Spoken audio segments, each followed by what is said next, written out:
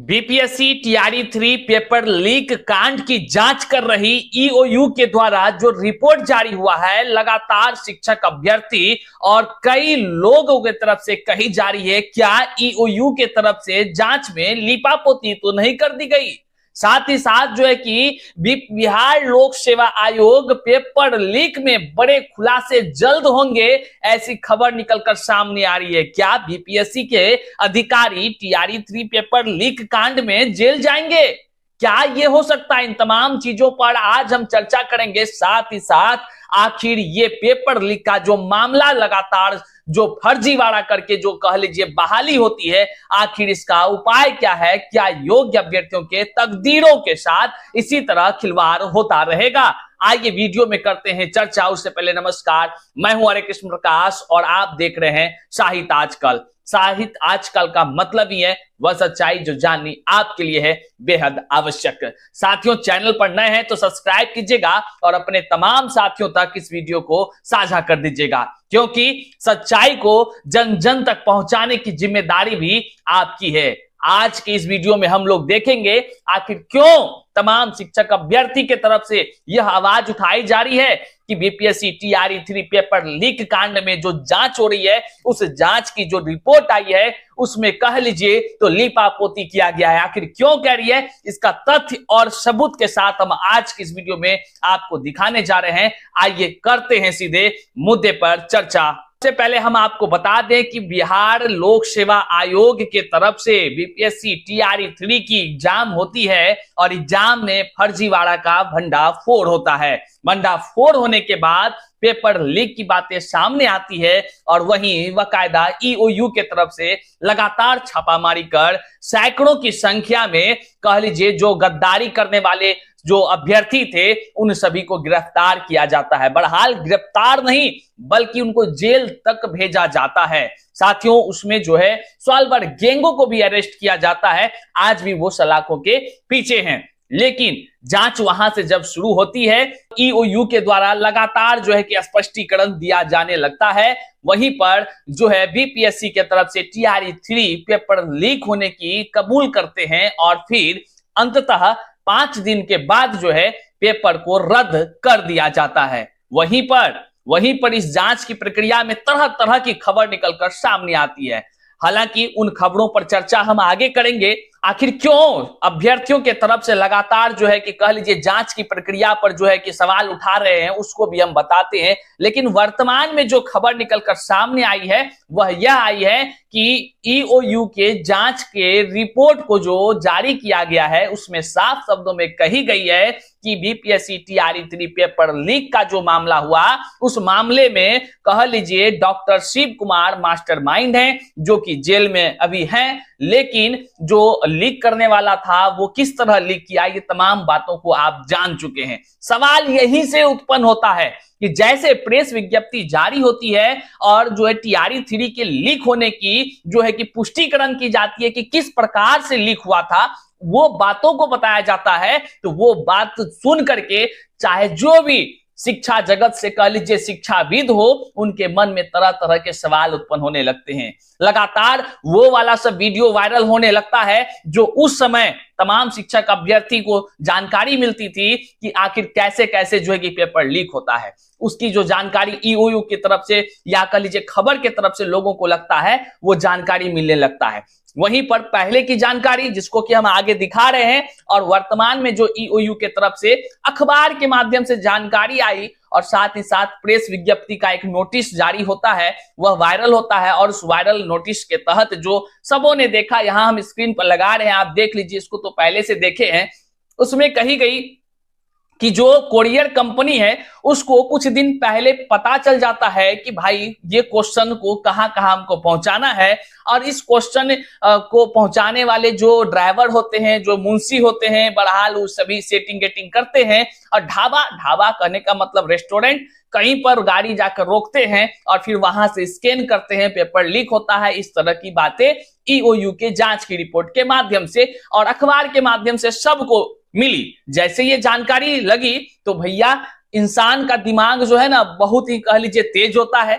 वह पुराना रिकॉर्ड को देखना शुरू करता है और जो जानकारी हाल ही के दिनों की है, 2 महीना भी नहीं हुआ है सही से, तो जो जानकारी उनके पास था कि आखिर जो बीपीएससी टीआरई 3.0 पेपर लीक हुआ, उस लीक का जो जानकारी ईओयू के तरफ से और अखबार के तरफ से आई थी, उसमें क्या कुछ आया था, वह जैसे लोगों ने याद किया तो याद में जो निकलकर सामने आया आपके स्क्रीन पर है। आप भी देखिए कि उसमें साफ शब्दों में उस समय जो बातें कही जा रही थी, उसमें यह कहा जा रहा था कि शिक्षा,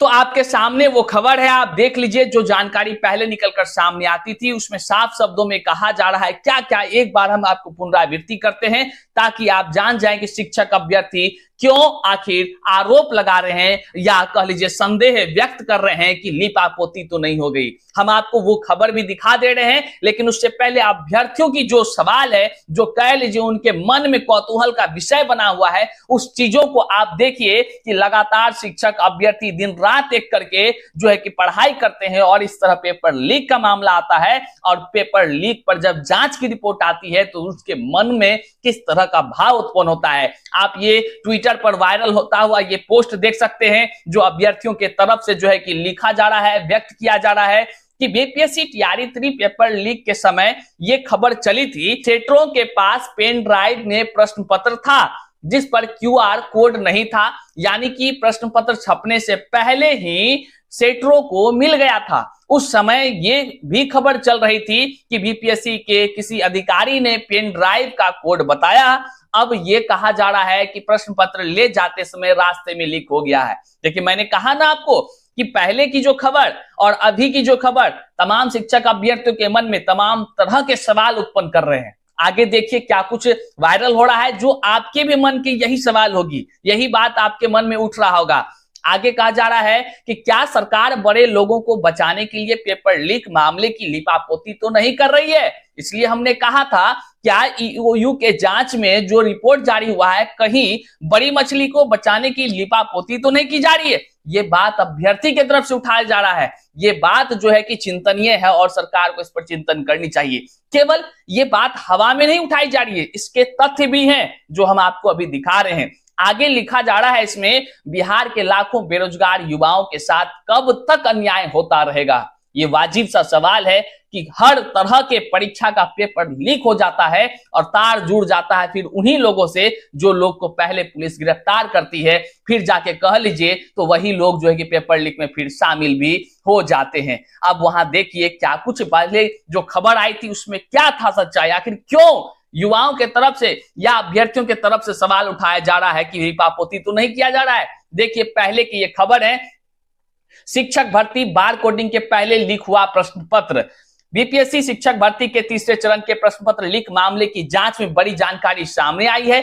ईओयू की जांच में यह बात सामने आई है कि लीक हुए प्रश्न पत्र पर बार कोडिंग या सुरक्षा कोड नहीं थे।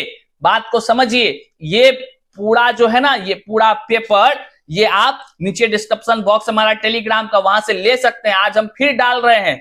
देखिए जहां पर ईओयू के रिपोर्ट आई है, रिपोर्ट में कहा गया है कि प्रश्न पत्र पहुंचाने के क्रम में गाड़ी से निकाला गया।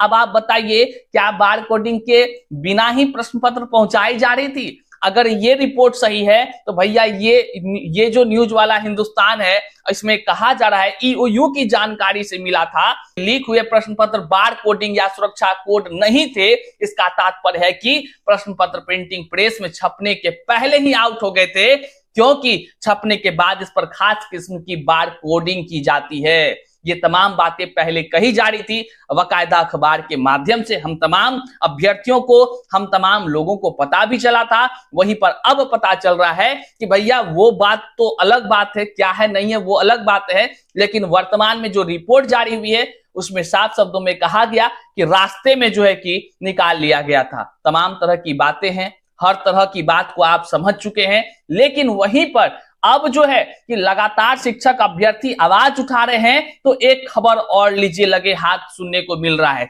कि बिहार लोक सेवा आयोग पेपर लीक में कई बड़े खुलासे जल्द होंगे और इसमें जो है कि तरह तरह के सवाल उठाए जा रहे हैं कि जिस प्रकार से कोरियर कंपनी के स्टाफ को जानकारी मिली थी, आखिर वो जानकारी दिया कौन था, बीपीएससी के कौन कौन अधिकारी हैं इसमें शामिल। बीपीएससी के अधिकारियों को इस अखबार के मुताबिक नोटिस भी भेजा गया है, मतलब कि पत्राचार किया गया है। ये पता लगाया जा रहा है कि कौन कौन बीपीएससी के अधिकारी इस कार्यशैली में कह लीजिए तो संलिप्त थे। तमाम तरह से जांच होगी, क्योंकि यह गोपनीय जानकारी होती है। आखिर कोरियर वाले को कैसे प्राप्त हुआ, और कोरियर वाला जो पकड़ाया है व्यक्ति वह साफ कह रहा है हमको जानकारी मिली थी, तभी जो है कि हम इस पर एक्शन लिए और 3 दिन पहले ही हमने पेपर को लीक कराने में सफलता प्राप्त कर लिया। हालांकि ये कुछ कहानी ऐसे हैं जिससे कि तमाम शिक्षक अभ्यर्थी या तमाम शिक्षाविदों के बीच जो है कह लीजिए एक संशय उत्पन्न कर दे रहा है। जिस प्रकार की पहले खबर आती थी, जिस प्रकार की खबर अब आ रही है, अब संदेह है कहीं बड़ी मछलियों को बचाने में तो कहीं कोई लोग तो नहीं मिले हुए हैं।